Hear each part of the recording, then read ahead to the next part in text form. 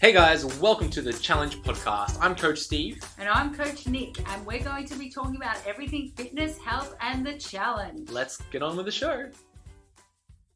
What's up, guys? Coach Steve here, and welcome back to another episode of the Challenge Weekly Show. I'm joined with our co-host, Coach Nick. Nick, how are we doing today? Coach Steve, how are you? Very, very good. I'm very good. Thank you very much. I'm well, Nick. I'm well, and I'm excited because this week we have not only finished the challenge, the November challenge has wrapped up. For the Challenge Weekly Show, we have reached episode number 47. Nick, how exciting! Number 47. 47. Yeah, that's a long time to be with each other, Nick. And I haven't gotten sick of you yet. So hopefully you're staying around for a little bit longer. We better not do 48 then, because I think 48 is the episode where you're going to get sick of me. Well, look, in other news for the Challenge Weekly Show, after today's episode, we are going on a short break over the Christmas holiday period while the challenge is wrapped up for this November challenge. And then we'll be kicking off the Challenge Weekly Show in January, about that midpoint of January, maybe that second week of January, where we'll be starting off in episode number 48. So, Nick, I know you've had a lot of me for 47 episodes. You finally get a bit of a break, and then we'll be kicking off for episode number 48 next year. I'll probably miss it, but I'll survive because, it's only a couple of weeks without each other, and then we can think of some new and exciting topics as well. So you look out, everybody. It's going to be good. It's going to be good. Now, taking you back to the challenge, Nick, like I said, we have wrapped up the November challenge. The challenge is over, and gosh, that 6 week has just flown by, hasn't it? Yeah, I found this one to be incredibly quick. I think it's just because there's so much going on, but suddenly you blink and it's over. So I think everybody's done a wonderful job staying on track. And from what I can see in the group, there are some amazing results yet again. So good on everybody for seeing it through. Yeah, congratulations to everyone who was uploading their final photos to our Facebook social hub, and then also onto our journals and even on Instagram. So it's really cool to see some of the results individuals were able to achieve over that 6 week period. Absolutely amazing. It always blows me away every time. And it's inspiring for me when I see these amazing transformations. Now, talking about some key dates, as of today, so when this podcast is published, you have until midnight tonight to upload your final photos. That's Tuesday, the 14th of December. You have until midnight tonight to upload your final photo. Now, we do have some challenges emailing us at 11:30 or even 12:30. So coming into Wednesday morning, 12:30, and they say, I've missed out, or I've run out of time, or it logged me out, or I wasn't able to complete my final photos. So cutoff is midnight tonight, so make sure you get that done. So if you're listening to this now and you haven't uploaded your final photos and you want to participate in the final judging process and the final challenge process, go do it now. It'll take you just a couple of minutes to upload your photo and answer some of those final questions, complete your profile, submit it all, done, over, and it's exciting times. Okay. Yeah, absolutely. Make sure you finish it because you've completed the challenge. You've got to be in it to win it, and it's worth showing off your hard work. That's right. Running through some other key dates. Tomorrow, so Wednesday the 15th of December, we have our public voting opening. So you'll be able to vote for your favorite challenges as of Wednesday morning until Sunday midnight. That's Sunday the 19th of December. So you've got 4 or 5 days to vote for your favorite challenges. So you can vote for both Max and Maxine. So guys, you can log into the Maxine website, and girls, you can log into the Max's website, and you can vote for your favorite transformations there. And you can also get your friends and family to vote as well. So they will just need to go to the challenge websites, create a voting profile so that we know that they're human, and then go through and complete a vote as well. So it's exciting times, the public voting for the People's Vote Award, and that's a separate competition to our main judging process. So if you are maybe not in the top 50 in the public voting, or not in the top 10 in the public voting, that doesn't mean that you've missed out on making maybe the top 50 or the top 10 or even winning the challenge. So make sure you do participate in that public voting, but make sure that you're not getting too disheartened if you're not a crowd favorite or anything, because, hey, maybe Sally down the road has hundreds of friends all in her office and she's getting everyone to vote for her, which is fine. That's awesome. People's vote goes to her. But that person might not end up winning the challenge themselves. Absolutely. And that goes for everybody, even if you get into the top 10 or not, or top 50. Remember that you've done such a good job, and just try and remember that it's your own personal journey, and try not to compare to anybody else. And I think, when it's your time, it's your time. So you've just done a great job by getting through first up. Other key dates, Nick, is next Tuesday, the 21st of December, we will be announcing the top 50. And then on the Wednesday, the next day, so the 22nd of December, we'll be announcing our finalists in our challenge awards night, which will be live streamed to our Facebook social hub. That's going to be kicking off at 7:30 p.m. Melbourne time. Coach Nick and I will be live announcing our finalists. It's going to be really cool events. And then on the Thursday, the next day, which is the 23rd of December, the website closes. So you have up until Thursday, the 23rd of December, to go to the challenge website. If you want to download any copies of the training templates or the nutrition templates, maybe to download your journal, ask a question on the forum, whatever it is, you have up until the 23rd of December before the website closes, and then we're prepared for our January challenge. Yeah, so don't forget to do that. Don't forget to get all your hard work, your training plans, everything locked in by then. That's right. Now, talking about the January challenge will be kicking off on the 31st of January. 31st of January, we'll be starting the challenge, and we are bringing back the prep week. So prep week will start on the 24th of January. And then on the 31st of January, we'll be starting our 12-week challenge. So we're bringing back the 12-week model. We've experimented with a 6-week model. Was a really great success, saw some really great results, but we are reverting back to that 12-week model, kicking off on the 31st of January. How exciting, Nick? Oh, it's a great time to kick off. And I was telling my family last night that that's when it starts. And my daughter informed me that that's when she starts high school. I mean, as a mum, I should probably know, but how good is that? Because it's going to coincide for a lot of people with preparing things, helping their kids with their lunches and preparing meals. So you can really kind of get in sync with everybody to be nice and organized for the start of the year. Yeah, I like that. And prep week is always a good one in the January challenge. It often has Australia Day thrown in there. So any Aussies out there who like to celebrate Australia Day, that's cool. Also know there are some people who don't like to celebrate Australia Day. That's cool as well. But that gets thrown into the middle there. So that could be the first challenge that you have in January, or for the January challenge, is the Australia Day public holiday. So maybe you have any traditions to have people over for a barbecue or a few beers. That might be your very first challenge within the challenge. Then, of course, a really important date thrown in there as well, which is the 27th of January, which is Coach Steve's birthday. So that's a really important day. It should be a public holiday as well. But another challenge time, because, some of us might be celebrating Coach's birthday. So, you got to throw that in the works as well. Absolutely. Well, that's probably the most important date in January. It really is, Nick. Yeah. And that's our first challenge as well. How do we get through celebrating Coach Steve's birthday? I know, right? Off the rails.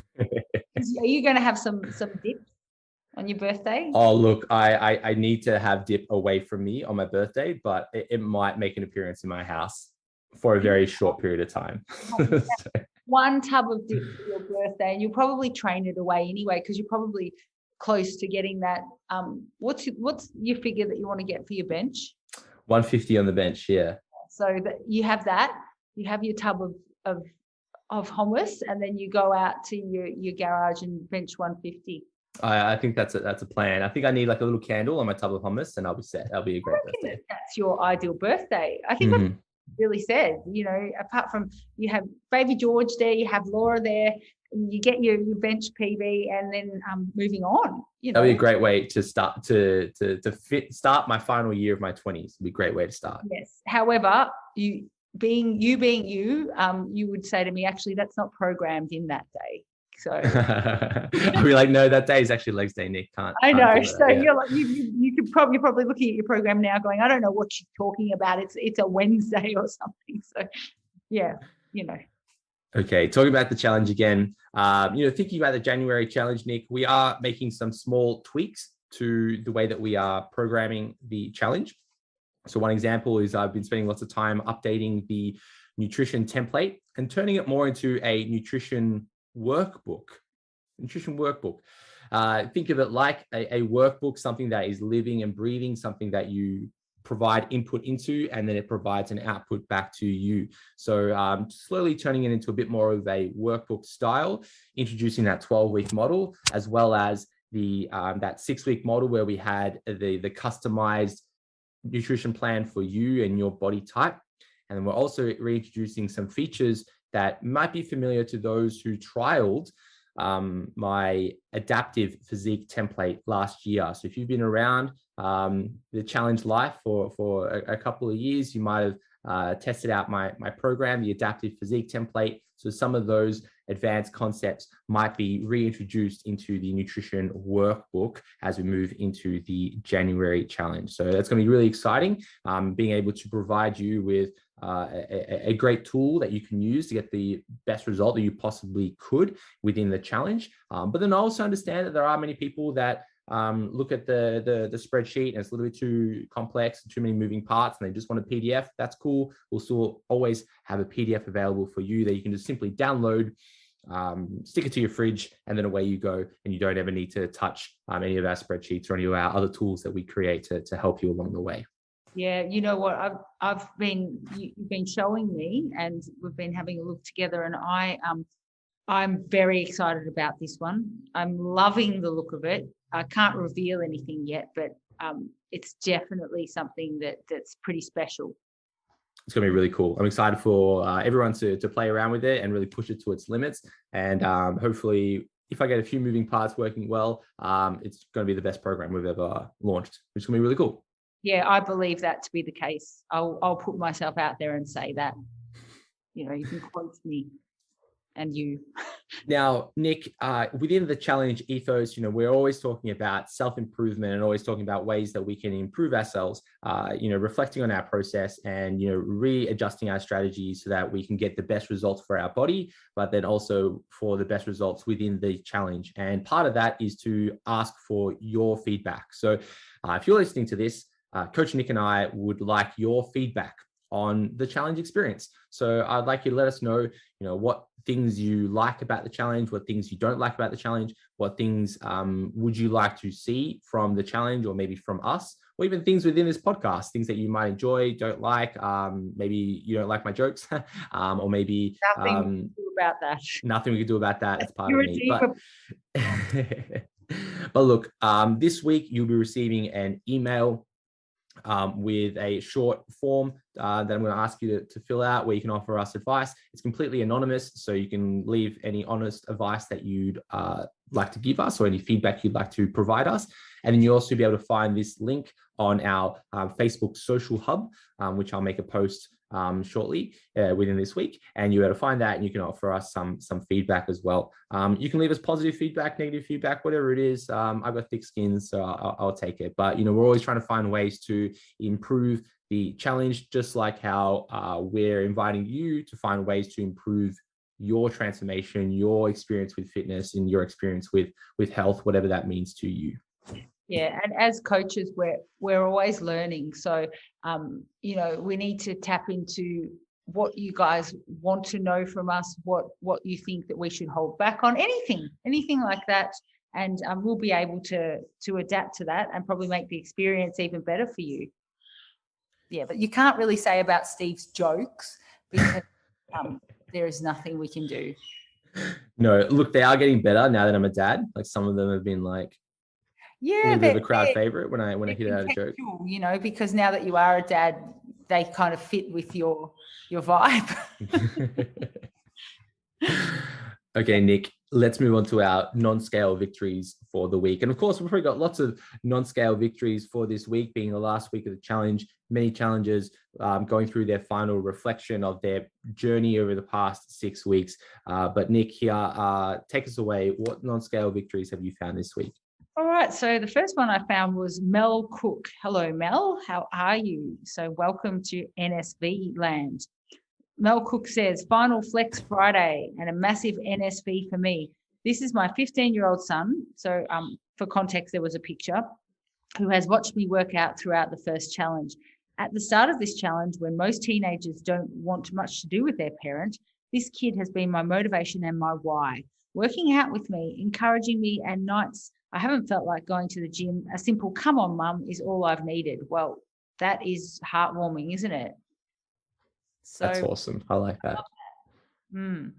At 15, also, I mean, they can take such little interest in what we're doing, or they can be embarrassed by it, that, you know, it can change at any day.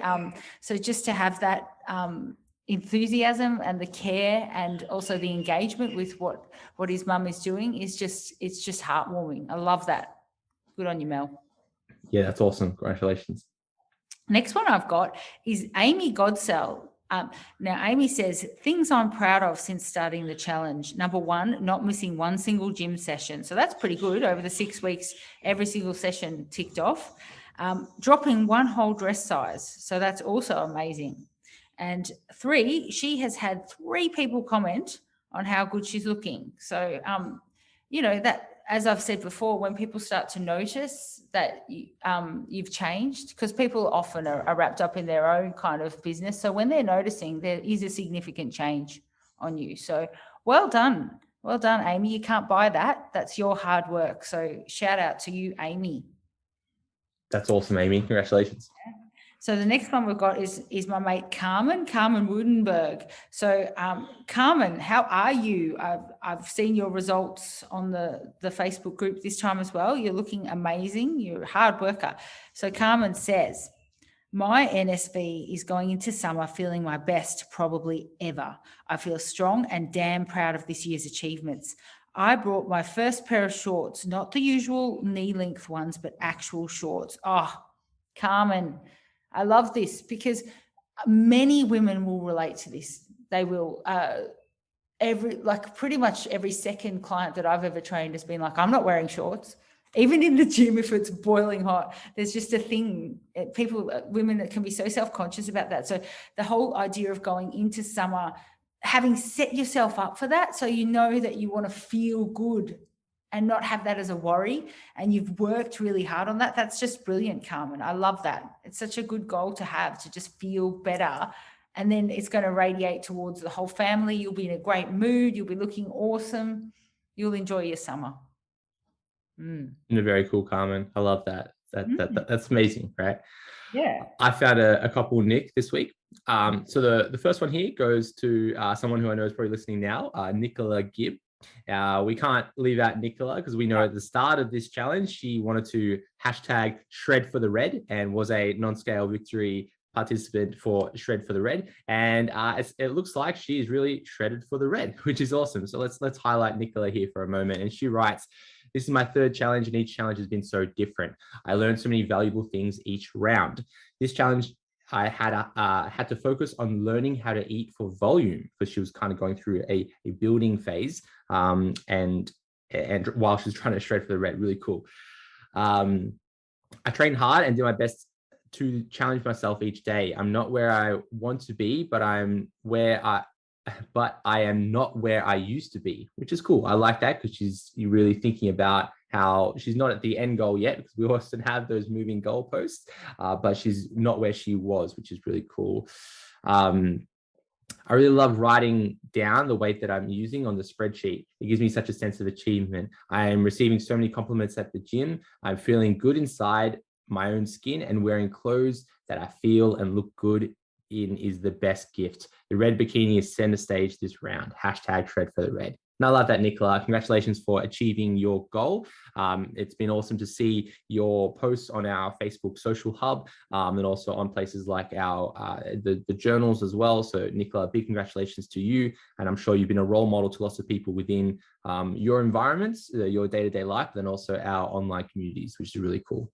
Yeah, and I'll just also say for Nicola, I love seeing her sheet because she writes it all down on a paper sheet and it is full. So she's keeping track of everything, and it's like this great representation of the entire challenge, just all written down on pen and paper. You don't see much of that anymore, so I quite like it being.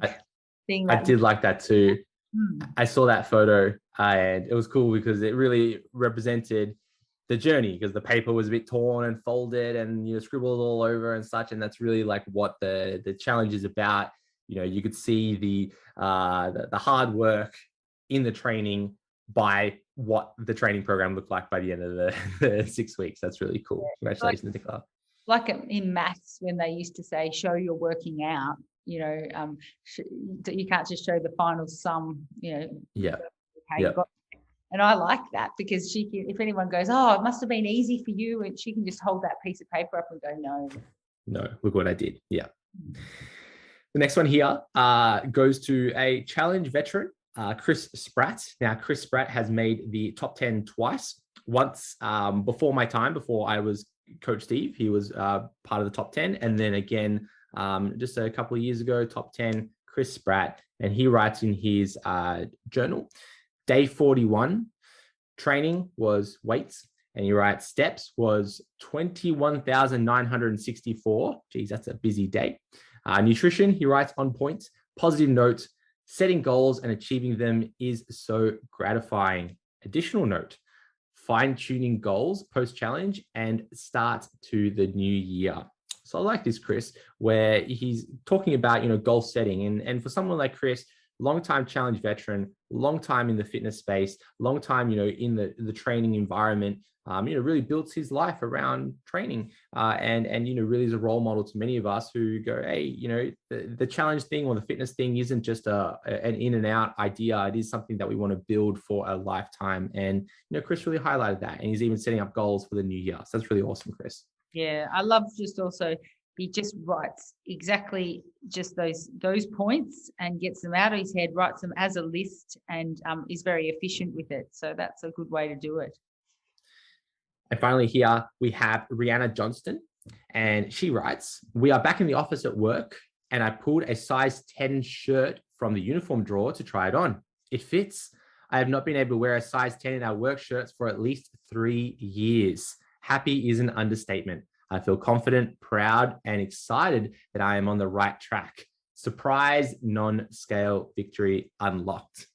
I love that, Rihanna. That's really cool. And, you've gone and utilized something like clothes fitting as a metric about your challenge experience. And congratulations, now you're able to fit in a size 10 shirt, something that you haven't been able to do for 3 years. So you should be very proud of that, because, I'm proud of you for doing that. So big congratulations. Good on you. Good on you, Rihanna. I think that's amazing. How exciting.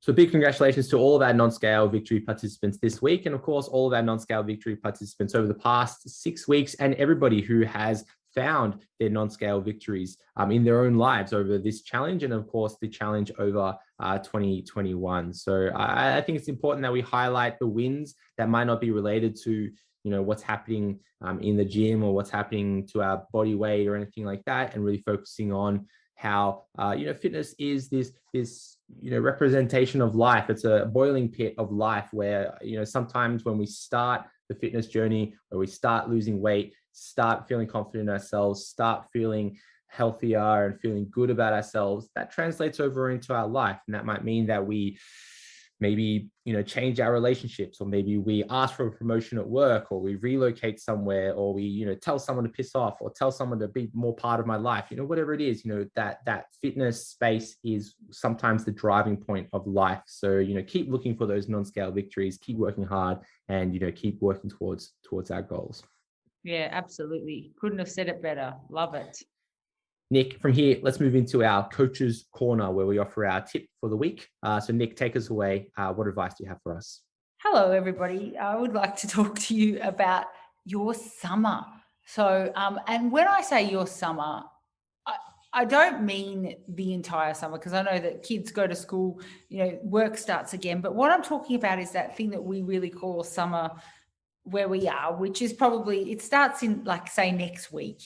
And then it goes all the way through to just past New Year's. And then I would probably have to say it is sort of, I think everybody finishes it on that 26th of January. No matter really what you do, it's sort of that traditional, you go away. It's usually quite warm, although I must say over the last few years, it's been a little bit cold and annoying. But it's that time where there's not a lot of structure. There's a lot of memes about you kind of lose days, you lose track of days, time, you don't know what's going on.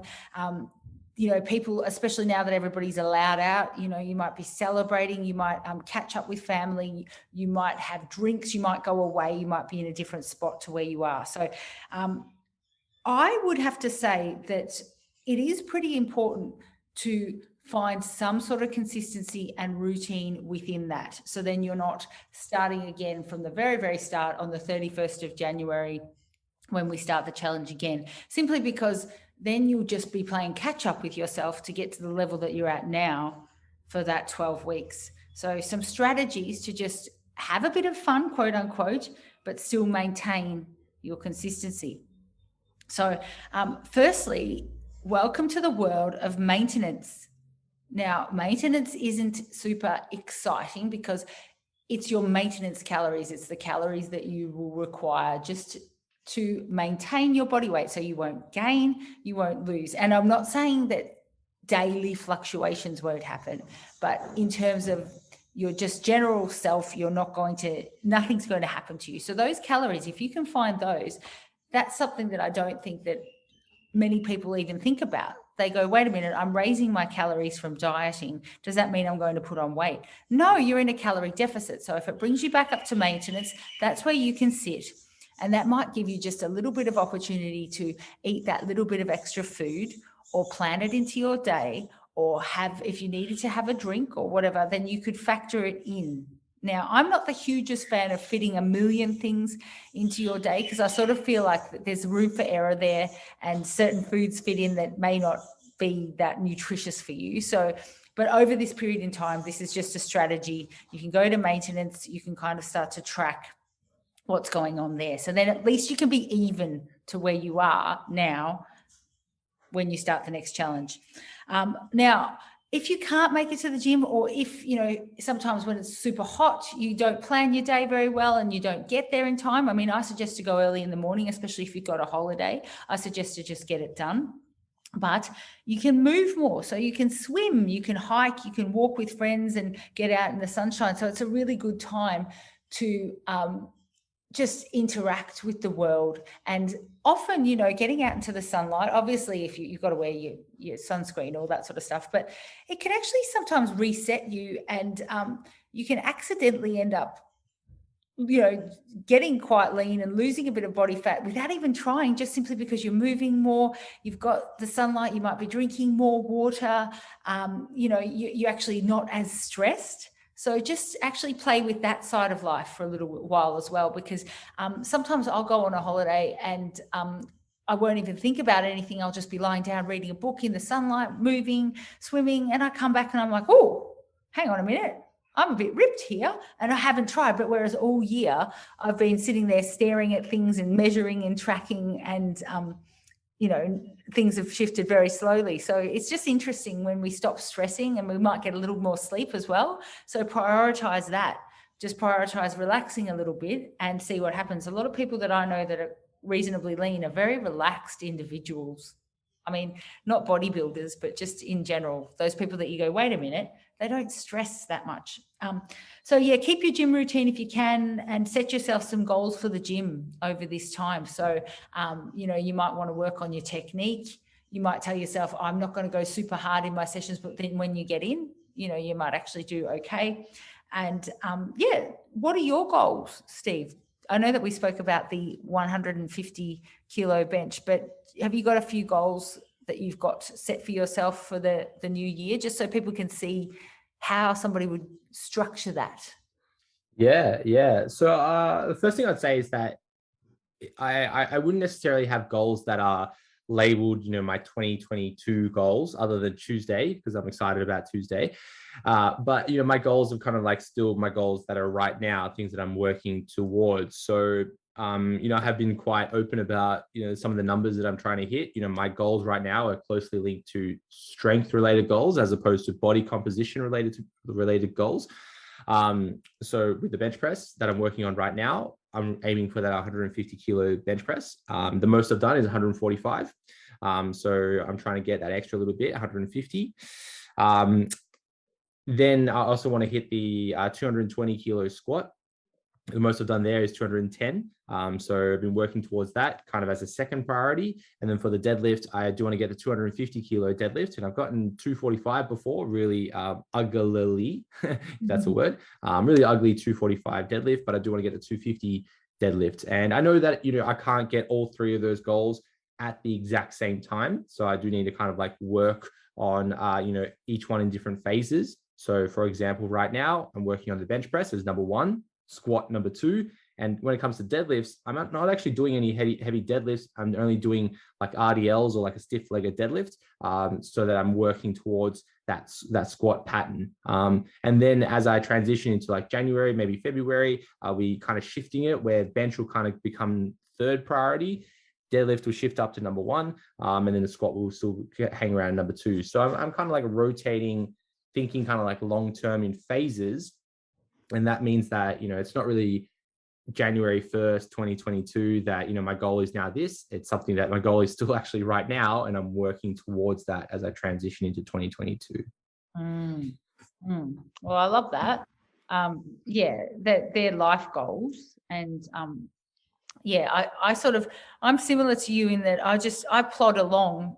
That's actually not the right way to say it, but like in terms of like, I don't need sort of a specific goal to get me motivated. I know where I need to be. But because the half Ironman got cancelled this year, I've still got an entry in it. So I figured I'll do that at the end of the year. But before that, I think I'll compete in season B, but that means that I'll be nice and lean for the Ironman, which that can't hurt. So that kind of carries over, because the less you have to carry, the better it is. Yeah. Exactly. And then just prior to that, I am going to do a powerlifting comp early in the year, just because I can, like, as in, why not? So I've got a few different irons in the fire. We'll see whether I can achieve all those different things, because they're all very, very different. But that's the beauty of life, and sort of knowing how to manipulate your body when you get to this, I guess, training age. So you can kind of dip in and out of all of that. So I'm going to have a bit of fun all over the place. Like, where's Wally? Yeah, I like that. It's 3 very different goals. Powerlifting. I know.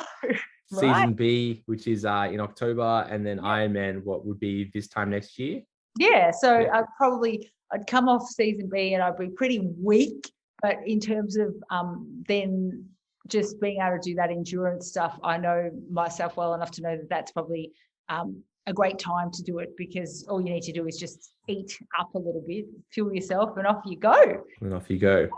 But for me also, though, it'll be more the celebration of that. So a bit of fun on the bike and a bit of fun on the run in Melbourne, around the St Kilda area, just saying hi to everyone and stuff. So I think if I can achieve all of that by this time next year, I'll be a happy camper.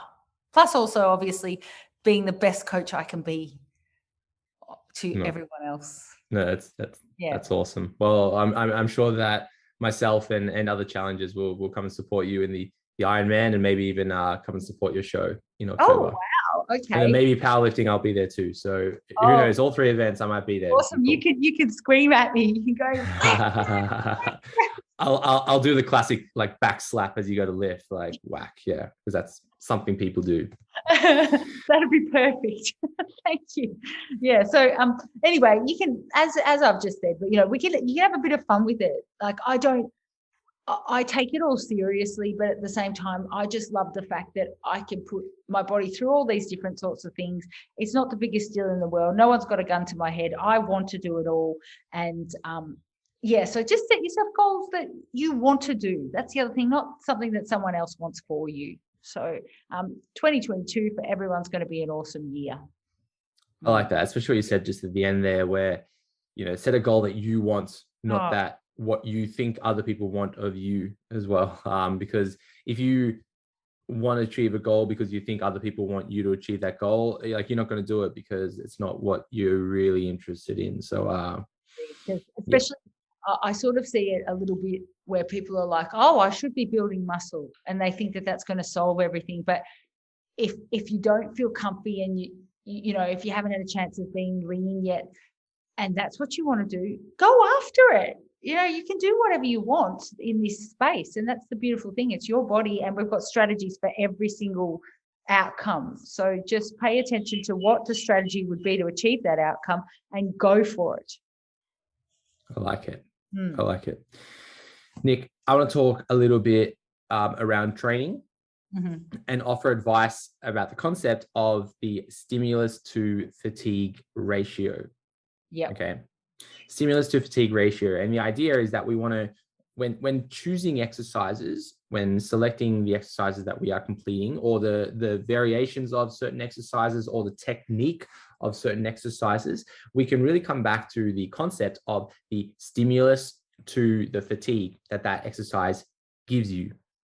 So the ultimate goal when we're looking at resistance training or strength training is that we're trying to stimulate the body for an adaptation. We're not simply just trying to fatigue it, because it's really easy to make someone fatigued. And I learned this very quick as a personal trainer, where you could just tell someone to do 100 burpees, you'd be pretty tired. You won't stimulate much adaptation other than maybe getting better at burpees. But, you're really good at making someone fatigued, making someone tired. And that's not the goal of training, because we're trying to train the body to adapt to something. We're trying to stimulate our muscles. We're trying to stimulate our nervous system so that we can, move a load quickly, or we can, build our biceps or build our glutes, where we're trying to stimulate adaptation. Okay. Now, when we're trying to determine the stimulus to fatigue ratio, we can first ask ourselves questions about how stimulating is a certain exercise. It comes down to three main components. Number one, we can talk about the mind-muscle connection. So, take a bicep curl as an example. We know that there's lots of ways to do a bicep curl. We can do a supinated bicep curl, a supinating bicep curl. We can do an incline bicep curl, a decline bicep curl. We could do spider curls. We could do Bayesian curls. We could do it with an easy bar, straight bar, dumbbells, cables, resistance bands. We can look at it and go, hey, it is all just a bicep exercise. Surely they're the same. Or we could take it that next step, understand that all those little differences will be very individual and have a different experience to each person, and everybody will have a different connection to their muscle. So when you're choosing an exercise, the first thing, mind-muscle connection, we want to lean towards those exercises where we really feel our muscle working. Take example for me and let's say my hamstring training. For the longest time, RDLs, I never felt my hamstrings. No matter how many different variations, grip width, how much I hip hinge, how much load I use, I couldn't feel my hamstrings. I feel it more in my hips, my low back. It wasn't a stimulating exercise for me. When I modified the exercise and kind of turned it into more of a stiff-legged deadlift all the way down to the floor, and really lent my body back into a hip hinge, that's when I really started to feel my hamstrings. So now I lean towards more of a stiff-legged deadlift as opposed to a Romanian deadlift. And for some people, they're the same exercise, but when you kind of go into that advanced area, they do have their slight differences. So that's an example of the mind-muscle connection. When you're choosing your exercises, think about the variations, what gives you the most stimulus when it comes to feeling the mind-muscle connection. The next one with stimulus comes down to the pump. We all know what the pump is, that feeling where the muscle is about to explode, but it's pumped up. And that's the same concept. Some exercises, you really feel a big pump. Let's say a certain back exercise by a certain machine. You're using that machine, you're like, oh, geez, I feel my back, it's about to explode. But then other machines, you're doing the exercise, and you're like, I don't even feel my back. There's no muscle connection, there's no pump. It's not a stimulating exercise for my back. And then finally, we could look at the overall concept of muscle disruption. So you've probably done an exercise, let's say like a chest fly. You've done it with dumbbells, you've done it with cables, you've done it with a machine pec deck. And for me, when I use a machine pec deck, oh, geez, I feel my pecs. I feel the muscle fibers. I almost feel every muscle fiber. I feel the pump in my pecs. And then afterwards, it almost like it aches. Like the muscle's like, oh, geez, it's been disrupted. Something's changed like on a deep level in my pecs. And it doesn't actually happen like that in physiology, but, mentally I'm like, oh, geez, I have caused disruption in my pecs. And I can be certain of that where I do maybe my first set, I do 15 reps. The second set, I can only do 10 reps. And the third set, I can only do 5 reps. Okay, I've caused disruption in my muscle where I can no longer complete the same amount of reps as I did previously. I have interset fatigue. So for me, that exercise is a highly stimulating exercise. So take that approach in your own training. Are there certain exercises where you feel a really big mind-muscle connection, you feel a really big pump, and you feel that muscle disruption? And does that happen through certain ways of doing the exercise, through certain machines, through certain tools like cables or resistance bands or maybe body weight? And then are there other exercises which are just donuts? You don't feel the mind-muscle connection no matter how hard you try. Maybe it is maybe it's a deadlift, maybe it's a squat, maybe your body just doesn't like it, and you might be better doing other exercises to stimulate your body. Now, on the flip side, talking about fatigue, 3 main components. Number 1 is joint and connective tissue stress. So maybe you've done an exercise and you're just like, oh, geez, my back, I feel it deep, it's sore. My shoulders, my knees, like those exercises really highly fatiguing. Maybe you don't want to lean towards those exercises and find ones that are more stimulating. Another one could be perceived exertion. And this is why things like a deadlift, most bodybuilders will choose not to complete a deadlift because it's a really highly exertion exercise, if that's correct English, where it takes a lot of effort to complete a deadlift. And it might have maybe a low to moderate stimulation effect, but then a really high fatigue. So that ratio, it's like, well, it might be better to do other exercises than a deadlift because of the perceived exertion it takes to complete that exercise. And then finally is non-target muscle stress. Take, for example, let's say a deadlift as well. If you're trying to do a deadlift to train maybe your glutes, but you feel it the most in like your erector spinae, that big back muscle, if you feel it the most there, okay, maybe that is a really fatiguing exercise, not targeting the glutes. So it's not super stimulating, really high fatigue, and maybe there's better exercises for you. So take that idea of the stimulus to fatigue ratio when you're choosing your training template. So if you see some of the exercises on that training program, or maybe a program that you've created, and you have a really low stimulation and a really high fatigue, okay, maybe there's a better exercise that you can do that goes the opposite way, where it's really stimulating and then provides a really low level fatigue, so that we can really stimulate our body to adapt to the training that we're trying to complete. Very good. Yeah, I can completely relate to that. And it's just funny because if you look at too much Instagram, people are constantly going on about, I feel the pump. And sometimes, you do just go, wait a minute, from that. And there are so many exercises out there. You don't have to just do what everyone else is doing at all. You've got to really listen to the way that your body works. And I love your RDL example. That's a good one. And we know that everybody has those individual variations. Some exercises will just be better just because of how you approach that certain exercise. And it's okay to make minor modifications. For example, myself, when I start a new mesocycle, I might throw in a few exercises that I haven't done for a while. I do them for 1 week, I do them for another week, and I'm just like, I'm just not feeling it. I don't want to waste my time trying to, drive my head against this wall to complete this exercise when I'm not getting a good stimulus. I'm not feeling the muscle. I'm not getting a pump. If anything, it's just making me tired. Okay, I'm choosing to get rid of this exercise and then go into another exercise. The only side point on that is that if you do an exercise just for 1 week, it might not be giving that exercise justice because you're just kind of giving it one attempt. It might take, 1 or 2 or even 3 weeks for you to learn how to do that exercise. Then you have that light bulb moment, which is why I often go back to old exercises that I've determined as in like the scrap pile for myself. I revisit them, give them another go. It reconfirms my previous decision of, okay, this exercise, I don't like it. I prefer these exercises. And then I go in that direction. So we do kind of need to give ourselves some time, especially some of those like hard exercises like a squat or a deadlift. If you kind of throw them in the I don't do those exercises pile, you're never going to do those exercises. And you might need to spend some time learning how to do those exercises so that you can progress moving forward. Yeah, even the other day when I was doing a hack squat, done it millions of times, but I was like, oh, if I just move my knees in this way, I can feel my quads so much more. And that's after like millions of squats in my lifetime. So we're always learning, aren't we? Mm-hmm. And, you really have to be in tune with how your muscles responding, the movement. I think you need to master the movement first before you decide that it's no good for you. That's right. Yeah. I love that though. I love this topic. We could go on forever about it. It's brilliant. It's everything. It's everything.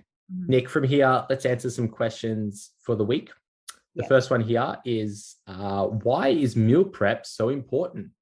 Ooh. So Nick, what advice would you give this person? Why is meal prep so important? Well, I don't know statistically whether people who meal prep get better results. I don't have the exact stats on that, but I would have to put my I was going to say something rude, but I'll say my bum on the line to say that I think that people who meal prep have a better chance of getting good results simply because there's a lot of consistency with meal prep. So if you're bulk meal prepping, because that's sort of the premise behind meal preparation, then you are completely in control of what goes into your mouth. At least usually people, if you're bulk meal prepping, you'll have at least 1 or 2 meals done for the day, maybe 2 or 3 days in advance. And if you're like that, you probably then prep again and do it again.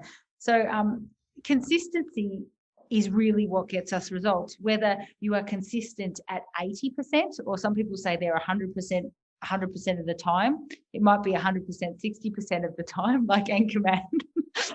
60% of the time, all of the time. But even 60% of the time, all of the time is still consistent. So you will get results if you stay there. You can't really, as I like to say, you can't manage what you can't measure. I did not make that up, but it's very, very true. So the consistency of meal prep.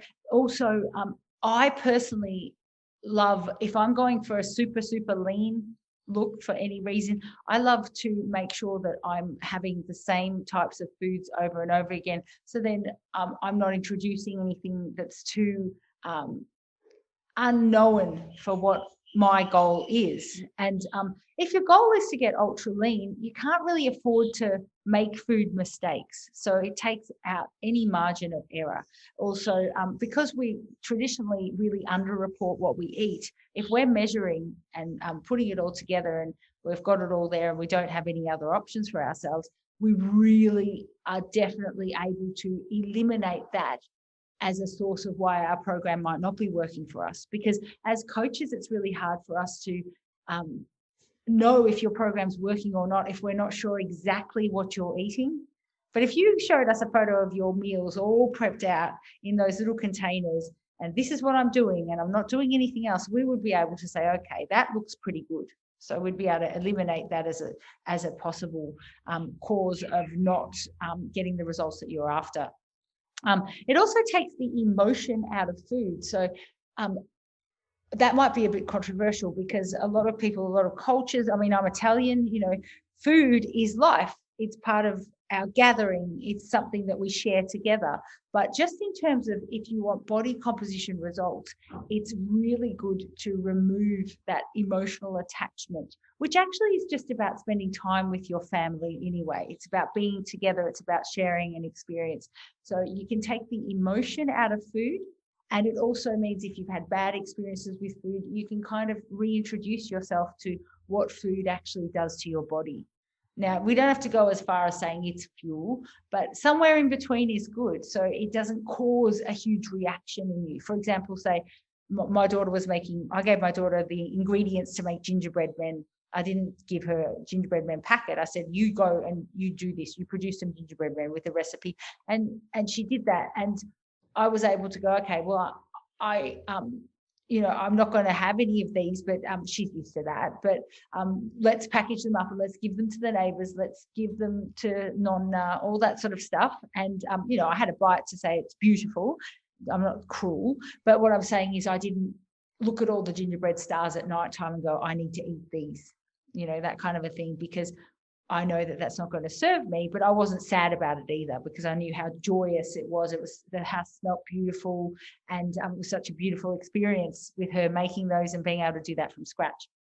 And Yeah, so it just removes that choice. So my last example of that, the choice kind of thing is anyone who's got kids and knows that when you've got a free uniform day where you can just wear casual clothes. I don't know about your household, but it just throws a spanner in the works. There's too much variety there, and it just causes an explosion of emotions. So you might already have emotions around routine, training, other things. So if you can nail that meal prep, it's just a way to remove that choice from yourself. And that's, a lot of people will struggle with that because they want to feel like they're allowed to have anything. But for ultimate body composition, for ultimate health, you probably are not allowed to have everything.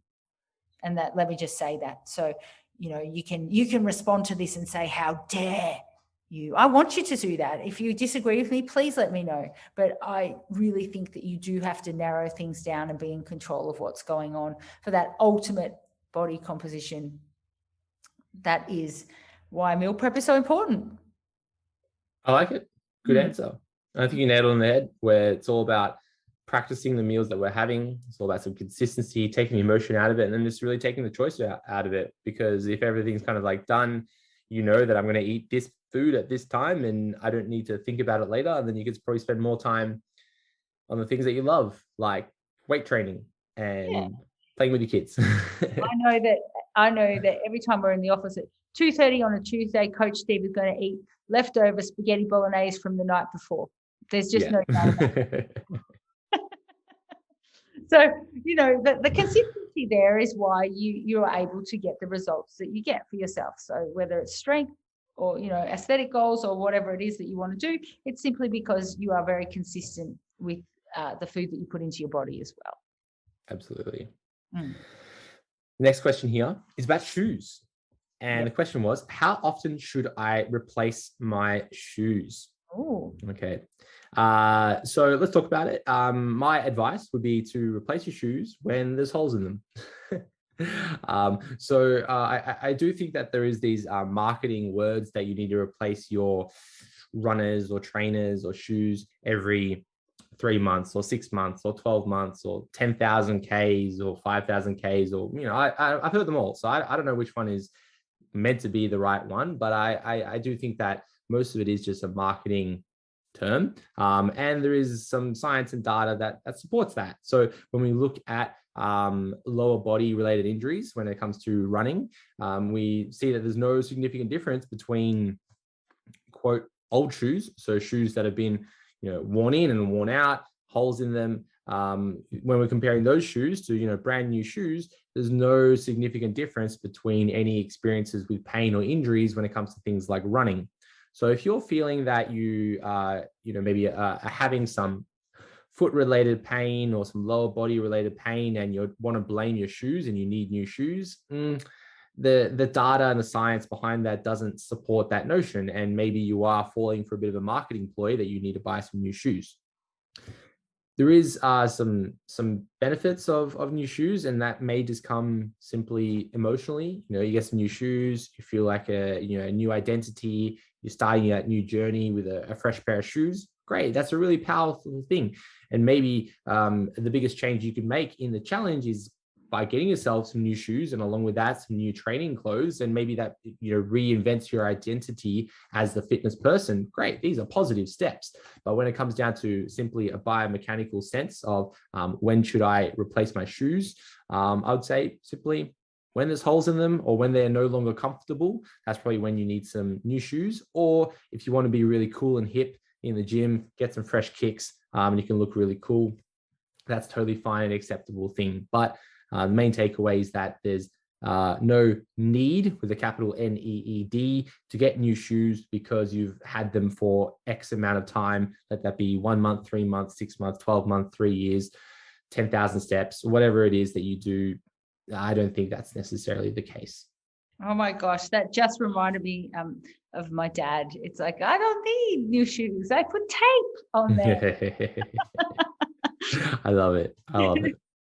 Oh, yes. Nick, next question here is about our good friend, the DEXA scan. Yes. Okay. And the question comes in is that this person writes, I've had a DEXA scan and I'm not too sure what some of these letters are. What does LBM mean, or what does SMM mean? And then they also wrote that they're unsure that the body fat percentage number is correct because they've lost weight, but their body fat percentage hasn't changed. Does the body fat percentage number really matter, is what they write. So, Nick, lots to unpack here. What advice would you give this person? Oh, there's heaps to unpack. So feel free to interject and, chat to me about DEXAs. But also, let's just firstly say this is a DEXA scan in a machine lying down, not an in-body one, because I know that they're also called DEXAs. But this is one where you go to a place and you lie in a machine that looks like a CAT scan type thing. So that's one that's done by, a medical professional, and you actually get a printout and you can see the fat on there. And I'll just say firstly, just say you are looking at that picture and the fat is either yellow or green. It depends on what machine you've gone in, but you can see it's got a vast difference. If you can see that that's gone down, then it's gone down. Also, if you can see it in your photos that it's gone down or your clothes, it's gone down. Okay, it doesn't matter what that little number says. I'll just preface it by saying that. So when you do a DEXA scan, you kind of have to go in with an element of responsibility, thinking I'm not going to let this get to me no matter what it is. So it's sort of about responsibility with data. So if you're afraid of the scale and other things, or you're not interested in tracking the scale or your measurements, but you go and get a DEXA, it can sometimes be a little bit confronting because you're suddenly confronted with a whole bunch of numbers and you don't know where to look. So LBM is lean body mass. So that's all our non-fat tissue. So that is everything. It includes the water in your body. It includes absolutely everything. So that can actually go up or down in a day. So, if just say I wanted to get extra lean body mass on a DEXA and I didn't care if my scale weight went up when I was there, I could drink 3 bottles of mineral water in the car park, not and have an extra, well, theoretically, around about 3 kilos of lean body mass on my DEXA. And that would actually then throw my body fat percentage, because the percentages are all based on what you weigh and what's going on. So I don't want to tell anyone to do that because you're paying for a scan, but I'm just saying that's how that works. It doesn't understand emotion about you and how you feel about it. So it's just going to read what's going on. Yeah. Another point to add on to that would be like gut residue. So if you have a big breakfast or maybe a big meal dinner the night before, that food is still in your digestive system, let that be in your stomach or your large intestine. Maybe you haven't gone to the toilet that morning. Like that still adds to the lean body mass as well. And then we've got the skeletal muscle mass. Now that's if I'm right, that's the everything minus so it's your skeleton. Yeah, basically it's what's going on plus then muscle. But then the difference between the skeletal muscle mass and the lean body mass, what is that difference? Yeah, so skeletal muscle mass is how much muscle we have, and that's measured by the total lean body mass minus our skeleton, which is measured by the bone mineral density. So that it gets tricky as well, because that first number, the lean body mass, might be a little bit incorrect. Yes. Bone mineral density is usually quite correct because they're using x-rays to get the bone mineral density. And we actually use DEXA scans to scan for things like osteoporosis, that bone weakening disease that women experience when they kind of go through menopause. So then skeletal muscle mass is kind of everything else, but that also includes things like our organs and connective tissue and such. So it gets a little bit tricky. Yeah. Because it's based on the LBM. So that's the thing. So even that is a fluid number because it has to be interactive with the LBM, so the lean body mass. So I think you can probably compare one that you've had done to another one, but then it also depends on your gut residue and what's, as you said, and the percentage of water in your body at the time. So it is just a snapshot in time. And the machine itself can have error rates of up to 10% per unit. It sometimes needs a service. I remember when I used to go and get them done and they said, oh, sorry, it's having a service. So then it will depend on who's servicing it, what's gone on there, who's running the machine. They do position you in a particular way. So therefore, if you're just a little bit off, it could also skew the reading. It sounds like you shouldn't bother getting one, but they're kind of fun to have. Just don't attach all your emotion to it. I think it's better to reflect on your strategy. Like, what are you getting a DEXA scan for? What do you want to hear from the DEXA scan? What is it that you want to know? Because the body fat percentage is irrelevant. As we said, even the lean body mass is pretty difficult to determine. For me, the best way I know that muscle is happening on me is that I am actually getting stronger in my lifts in the gym. It's as simple as that. That's like the only measure that I can have. And if my weight, my body weight is either the same or going down and I'm getting stronger, then I know that I'm in a really, really good spot, because that's just my way of doing that.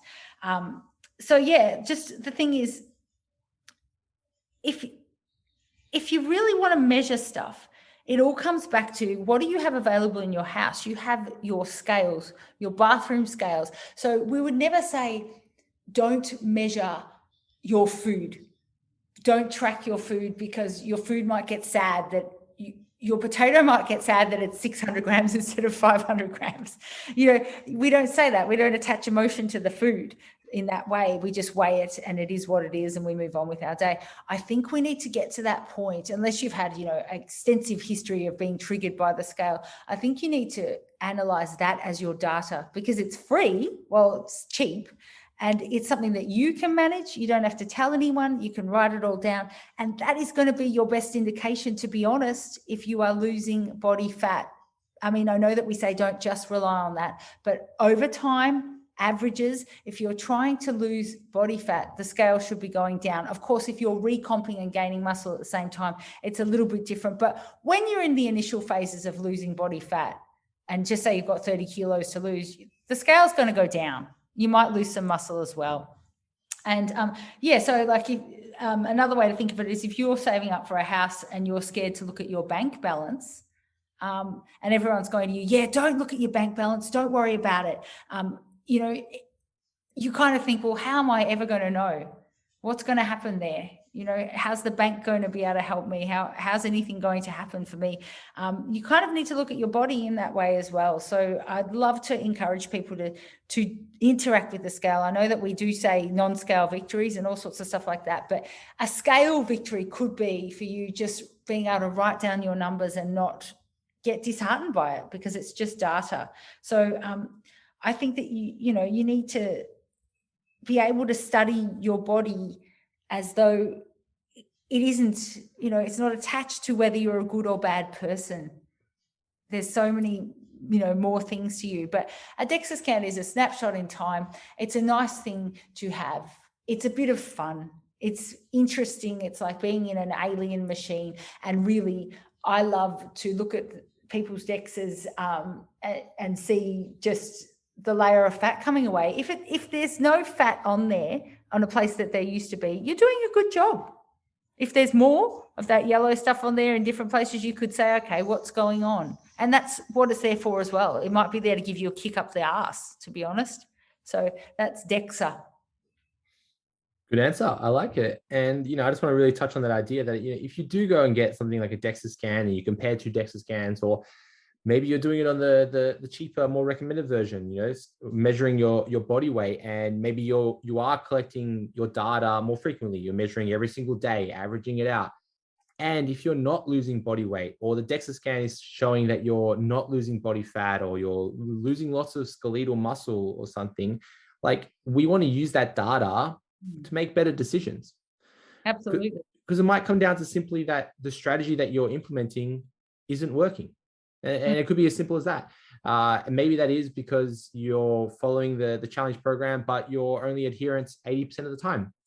Maybe you've inputted your starting numbers a little bit incorrectly. Maybe you aren't getting your steps in. Maybe you're not training as hard at the gym. Maybe you are kind of picking at the fridge or nibbling on the foods here and there, and, being a little bit relaxed on the weekend when it comes to our food intake. Maybe all these things are the reason why you're not losing weight. And it comes down to that reflection of going, okay, how can I do this better? Because if the numbers aren't reflecting that, when we could try spinning it as many ways as we want, but if it's simply not coming down to you're not losing weight, well, I'm sorry, you're not losing weight. And we may need to go back to the drawing board and go, okay, well, what we're doing right now isn't working. We might need to find another way to achieve this.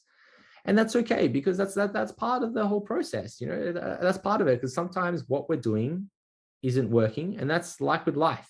If you're trying to save for a house and you're not saving for a house, well, you're not saving for a house. So, right? People can tell you that you're doing a good job, and you are. That's the whole thing. Just because the results aren't what you'd like, that doesn't actually mean that you're not doing a good job. If you're showing up every day, if you're even engaging with your results, you're already a killer. You're already in the 1%.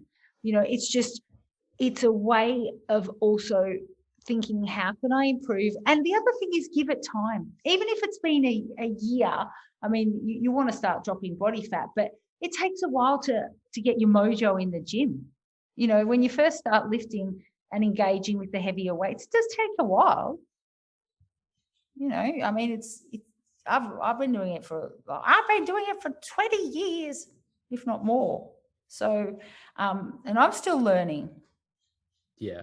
Well, even just that concept where if you've just started resistance training or just started going to the gym and you're not noticing any changes, look, it might come down to simply the way that you're approaching training. And it might take a few years just for you to learn how to train your body. And that's okay, because it's easier to make your body tired. It's different to train it. And it might be a bit of a learning process. And again, it just goes back to continuous reflection, try to measure what we can, and make decisions to alter our strategies that we can get closer to where we want to be. And that's a real scientific method. And that might be that you try a weird and wacky diet. Maybe you readjust your approach. Maybe you try a new system, a new environment, a new way to do meal prep, a new approach to food, whatever it is. We've got to keep trying different things until we see the results that we want, and we are confident that they're the changes that we're making. Yeah, and just do interact with as many ways of measuring your data as you possibly can. That's right. The final question here is about the recovery diet. And the question is there any difference between gradually increasing calories to maintenance or immediately increasing calories? Okay. So this one is all like theoretical. So the main idea is that we want to gradually increase our calories from an energy deficit back to maintenance in a recovery diet. And we want to do that over the course of at least 2 weeks, preferably, over the course of 4 to 6 weeks, but we want to do it for at least 2 weeks. So the main idea is that our body does go through an element of adaptation. So as we go through an energy deficit, so you've gone from 2,000 calories down to maybe 1,500 calories, the body over time adapts to that, where your metabolism or your energy expenditure slowly decreases to get closer and closer to that 1,500 calorie intake that you have, which is one reason why we kind of meet plateaus in our journey, is because our body kind of adapts to that energy intake. Now, we want to kind of go through an opposite way where we're gradually increasing our energy intake and then allowing our body time to adapt to that kind of newer energy intake. And that adaptation normally occurs in our NEAT. So our non-exercise activity thermogenesis, like how active we are as a person, that's closely linked to our overall energy expenditure and our metabolism, big impact in our metabolism. So if you were to rapidly increase your calories, let's say from 1,500 calories to 2,000 calories, because we've determined that maybe 2,000 calories is exactly what our maintenance is, there is a risk and a chance of, some fat gain to occur, because our body has adapted down to maybe that 1,600 calories, even though we could be at 2,000 calories for maintenance. So it would be more optimal to gradually increase our calories, maybe from, let's say, 1,500 to maybe that 1,750 and then to 2,000 over a course of 2 weeks to allow our body to kind of, in a simple way, like absorb those calories, where we kind of go, oh yeah, I have this extra energy. I can train a little bit harder in the gym. I can maybe go for another walk in the day. I can do the housework. I can play with my kids. I can be a little bit more bouncy and more energetic, more animated when I'm talking. They're the kind of small things that we want to occur in our body over time so that we reach maintenance, rather than what we experience when we are having low calories, where we feel kind of like that lethargic, we feel kind of tired. We may not be super motivated to go for a walk or play with our kids or do the laundry and those types of things because of that adaptation occurring. So the main takeaway is that it would be more optimal to gradually increase your calories to allow your body to adapt. And if you do it too quickly, that can cause some fat gain to occur before your body kind of catches up to that new calorie intake to maintenance. Okay.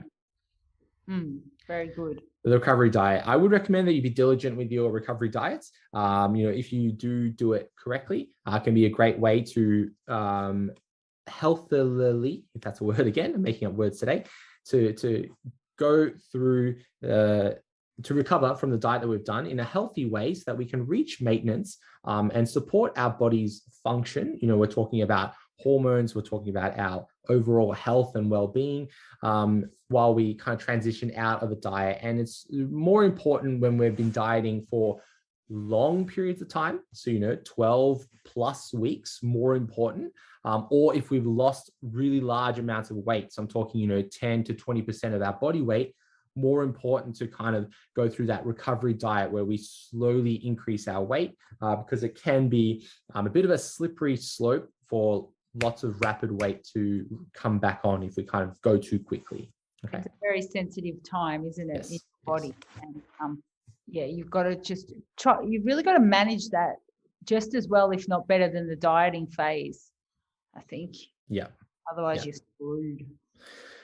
Yeah, it's a sensitive spot, like you said. And that's often the point where we kind of fall off you may be thinking of this when you see previous challenges, and not to point out any one person individual, but if you look at, let's say, previous top 10s, they look amazing, they look great. And then within a month later, they may have rebounded. Maybe someone who's lost a lot of weight, and then next time you see them 3 months later, they've rebounded. And that's because we're in this sensitive state where we know weight loss, we know restriction, but we don't know how to make our way back safely into like a maintenance zone. And often we go overboard and we kind of move past maintenance too quickly back into an energy surplus and back to where we were. So it is this sensitive time, and we do need to give it that respect and time of day as we move back into that maintenance. And often that's the hardest part about dieting, is not dieting. Exactly. And also your hunger signals are all over the place as well. So you can really get it wrong. Your body can tell you it's still hungry when you've eaten so much that it's ridiculous. And it's not regulated very well. So something like a recovery diet is perfect. Just slowly, gradually, exactly how you got into it is how you get out of it. So good. Nick, let's wrap it up there for episode number 47 of the Challenge Weekly Show. If you enjoyed this episode, let us know. You could share it on Instagram, share it with a friend, maybe message us directly. It's always really nice to get those messages that you've enjoyed this show. If you have any questions for us to answer, you can always find in the show notes a link to a form where you can leave us a question and we'll be able to answer it for you. And we will be joining you next year for episode number 48.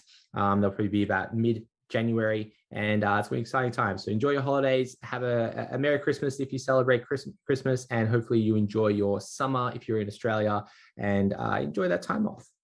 Yeah, enjoy, everybody. We'll see you next year.